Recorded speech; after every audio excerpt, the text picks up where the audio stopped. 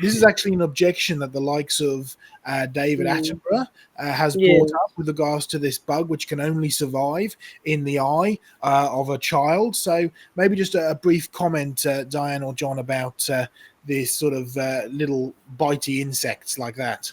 All right, let me Yes, make a that comment first, Diane, that I've shared with you, and we took it as a basis of our project. I first came across this because I grow and breed orchids.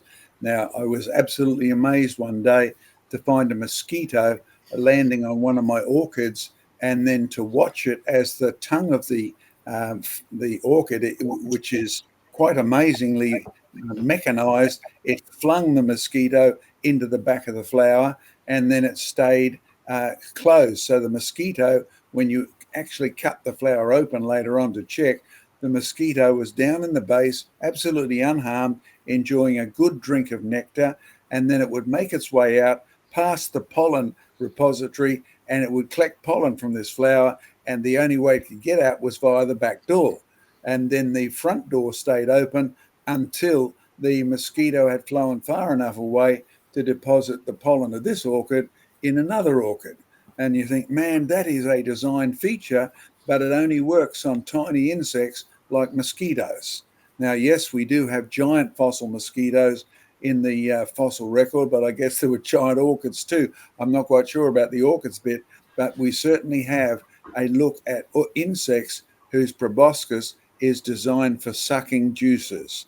In the case of all the mosquitoes, they will suck fern trees, fern sap. They will suck all of those things, including nectar. So they have a bad report because the females will bite you, but they're looking for the materials, the iron sources for their egg layers. You'll probably find the little bug may have been a sand fly or something like that, very tiny. They cause havoc here in Australia out in the sandy areas. Diane, you got any more comments to make on those ones? Yes, there are other insects that do just literally bite you because they just eat the skin. Going back to the issue of David Attenborough, that's another little bitey fly. They're little black flies that live by the rivers in Africa, and so the disease that David Attenborough is referring to is called river blindness. Now, what happens is that these flies actually carry microscopic worms, and so if they bite you, these microscopic worms just get transferred into the wound and then get into the blood system. And eventually, some of these microscopic worms can get trapped in the eye because of the way the blood circulation works in the eye. And if they do, they die. And so you've got these dead microscopic worms there. And so your normal immune system will react to that and you'll get inflammation. And it's the inflammation that causes the river blindness. So it's not that the worms can live in the eyeballs. In fact, they die in the eyeballs, and the inflammation that results in makes people go blind. So this is a terrible disease. There's no doubt about that. But David Attenborough is wrong on the science of this, let alone the theology that he uses to say, well, God wouldn't, that's such a nasty thing. God, a good God wouldn't do that. But even the science is wrong. River blindness is a reaction to being infected by these worms. And yes, you are infected by these worms because of these little bitey flies.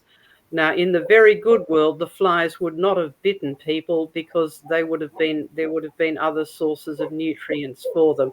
So this is a very good example of how the world started out good, but has degenerated because the whole environment has degenerated. And sadly, we are living in the degenerate part of the world, and we've had thousands of years for it to degenerate.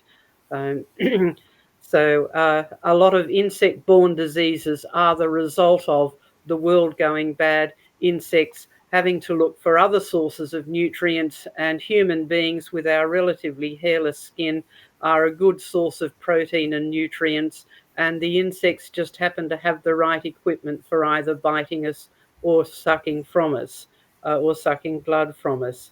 So it's a classic case of the result of the fallen world rather than God's design.